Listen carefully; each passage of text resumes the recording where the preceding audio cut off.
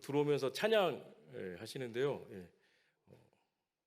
정말 제가 20대 때 그 예수전도단 화요모에 갔던 그런 은혜를 다시 한번 체험하는 귀한 시간이었습니다. 그 남성교회 그 예배 순서자 맡은 분들을 보면서 남성교회가 그냥 남성교회가 아니구나라는 생각을 들게 되었습니다. 하나님께서 여러분들을 칭찬하시는 줄 믿습니다. 어떨 때요, 하나님께서 여러분들에게 줄로 재어진 구역을 여러분이 믿음으로 지키며 나아갈 때 하나님께서 마침내 여러분들을 칭찬하여 주실 줄로 믿습니다. 마지막으로 한 번 더 축복하겠습니다. 하나님이 당신을 사랑하십니다.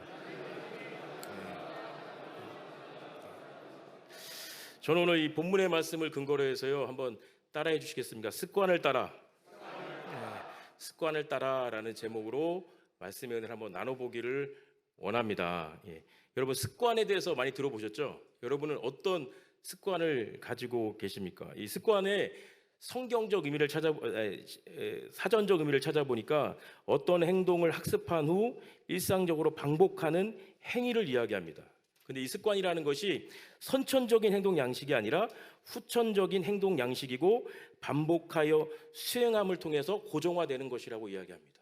그러니까 습관이라는 것은 타고나는 것이 아니라 우리가 태어난 이후에 후천적인 어떤 것을 배우게 되고 그것을 반복적으로 수행하다 보면 그것이 나의 삶 가운데 고정화된다라는 것입니다. 여러분의 삶 가운데 긍정적인 좋은 습관을 찾게 되시기를 주님으로 축복합니다.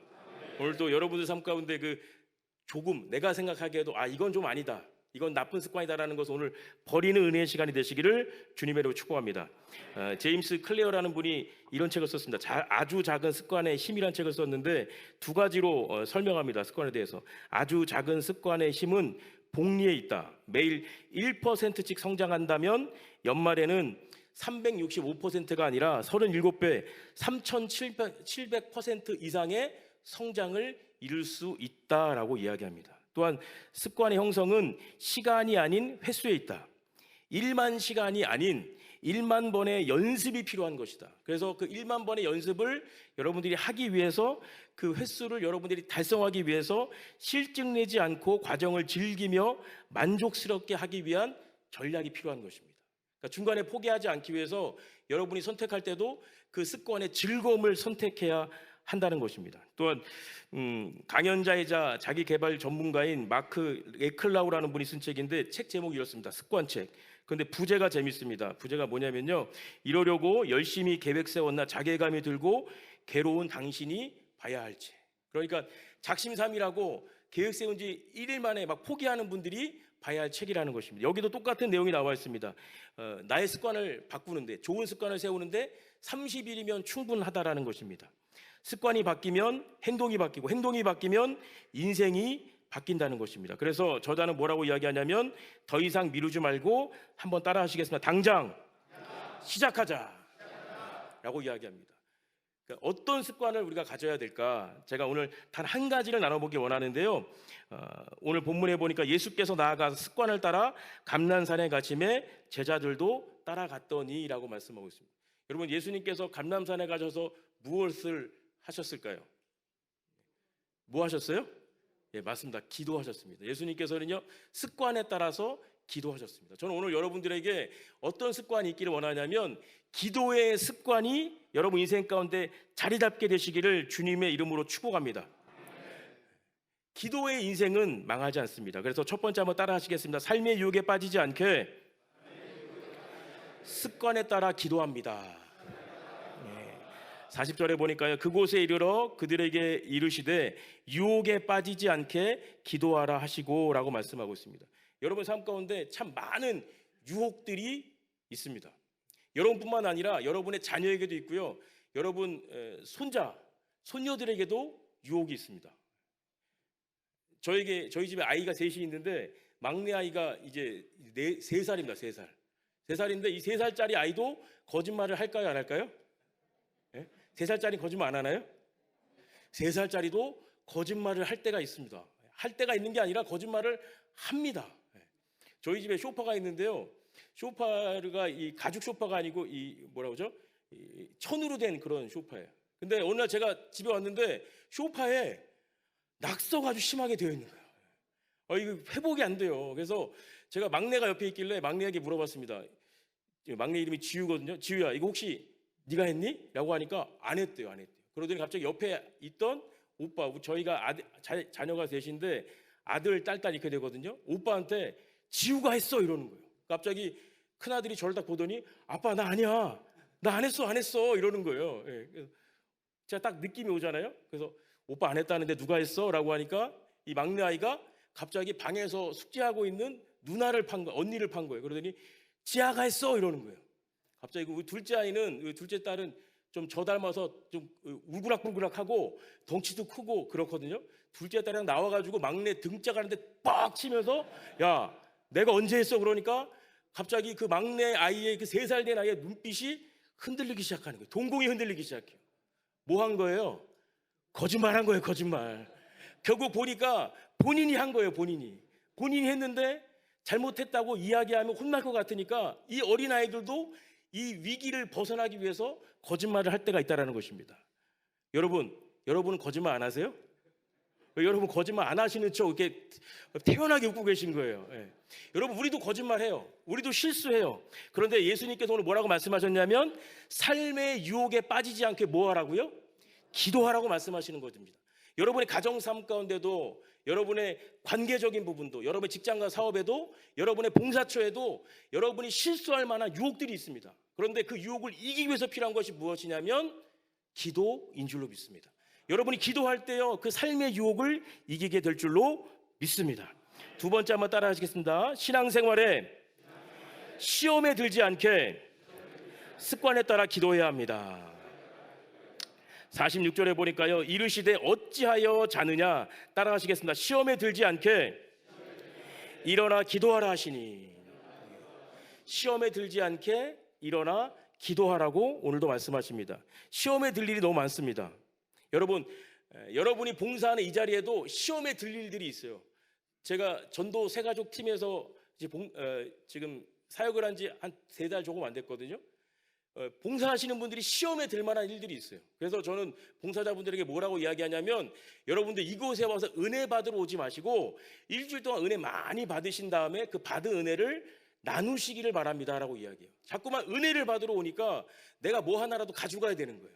내가 뭐 하나를 받아야 되는 거예요. 그런데 하나님이 주신 은혜를 일주일 동안 잘 품으셨다가 이곳에 와서 그 은혜를 나눌 때 하나님의 은혜가 임하게 될 줄로 믿습니다. 전도새 가족 팀에 보니까요 한 달 정도 됐는데 요즘 새 가족분들이 많이 와요. 많이 오시다 보니까 막 줄을 오래 서야 돼요. 근데 어떤 한 분이 남성분이, 제가 옆에 있는데 어떤 남성분이 새 가족분이신데 막 화를 내시는 거예요. 욕설을까지 하는 거예요. 욕설. 그리고 보니까 점점 심해지니까 뭐 여러분들은 그런 경우 겪어보셨겠지만 손이 올라가시더라고요. 손이. 근데 우리 봉사자는 여성분이신데 그분은 뭐라고 이야기했냐면 줄 좀 서주세요 이렇게 얘기했는데 이분이 막 손이 올라가는 거예요. 손이. 그래서 제가 막 몸으로 막다가 우리 봉사가 와서 막고 했는데 제가 드리고 싶은 말씀은 무슨 이야기냐면 그 봉사자 집사님이 인상 한 번은 안 붉히시더라고요. 그냥 뭐라고 하시냐면 죄송합니다. 저희가 좀 부족했어요. 죄송해요. 죄송합니다. 계속 죄송합니다만 하다 보니까 그분도 좀 화가 누그러지고 안정이 돼서 다시 봉사 접수하는 처로 오셔서 교육을 받게 되었습니다. 여러분 봉사하실 때요 그런 위기들이 있어요 없어요? 있잖아요. 솔직히 관계적으로도 있고 성도들 만날 때도 있잖아요. 그런데 여러분들이 그 봉사할 때도 시험 들지 않게 무엇을 해야 하냐면요 기도해야 할 줄로 믿습니다. 그래서 오늘 이 아침 기도회가 귀한 기도회가 되는 줄로 믿습니다. 제가 오늘 여기 올 때 보니까 아침 6시에 벌써 부서별로 기도회 하고 오신 분들도 있으시더라고요. 그죠? 아침 6시에 기도회 하시고 또 아침 7시에 또 기도회 하시고 대단하십니다. 그런데 하나님이 그렇게 여러분들을 기도시키시는 이유가 있습니다. 그게 뭐냐면요 여러분이 신앙생활에 시험이 들지 않게 하기 위해서, 여러분이 기쁨으로 이 사역을 감당하게 하기 위해서 하나님께서 오늘 여러분들을 이 자리에 불러주신 줄로 믿습니다. 그래서 습관에 따라 기도해야 할 줄로 믿습니다. 또 세 번째, 그러므로 한번 따라 하시겠습니다. 예수님이 우리를 위해 습관에 따라 기도하십니다. 31절 32절 말씀 이렇게 기록하고 있습니다. 시몬아 시몬아 보라 사탄이 너를 밀가부르듯 하려고 요구하였으나 그러나 내가 너희를 위하여 내 믿음이 떨어지지 않기를 기도하였노니라고 말씀하고 있습니다. 이게 베드로와 나눈 대화인데요. 예수님께서 이렇게 말씀하시는 거예요. 너를 사탄이 내어달라고 이야기했는데 내가 너의 믿음이 떨어지지 않게 하기 위해서 무엇했다고요? 예수님이 기도하셨다고요. 여기 이후에 두 등장인물이 나옵니다. 베드로와 가룟 유다요. 여러분, 우리의 인생이 베드로 같은 인생이 될 수 있었던 것은 그 가룟 유다 인생이 아니라 베드로의 인생이 될 수 있었던 것은 예수님께서요 직접 여러분을 위해서 무엇하셨어요? 기도하셨기 때문인 줄로 믿습니다. 여러분, 우리는 가룟 유다보다 조금도 나을 것이 없는 인생이에요. 저도 마찬가지예요. 그런데 예수님께서 우리를 택하여 주셔서 우리를 위해서 기도해 주시고 우리가 시험 들지 않게 우리의 믿음을 지키기 위해서 기도하며 나아가셨을 때 마침내 우리가 베드로처럼 쓰임받게 되는 인생이 된 줄로 믿습니다. 옆에 계신 분들에게 한번 축복하겠습니다. 베드로처럼 삽시다. 무슨 이야기냐면요, 때로는 실수할 수 있어요. 넘어질 수 있어요. 그런데 거기서 좌절하고 낭망하는 자가 아니라, 그래, 예수님이 나를 사랑하신다, 예수님이 나를 위해서 기도하신다라고 그 자리를 박차고 일어날 수 있는 믿음의 성도 되시기를 주님의 이름으로 축복합니다. 그리고 32절 하반절에 이렇게 기록하고 있습니다. 너는 돌이킨 후에 내 형제를 굳게 하라. 한번 따라 하시겠습니다. 너는 돌이킨 후에 내 형제를 굳게 하라. 너희가 실수할 수 있어, 넘어질 수 있어, 실패할 수 있어. 하지만 너는 다시 한번 일어나서 내 형제를 굳게 하라.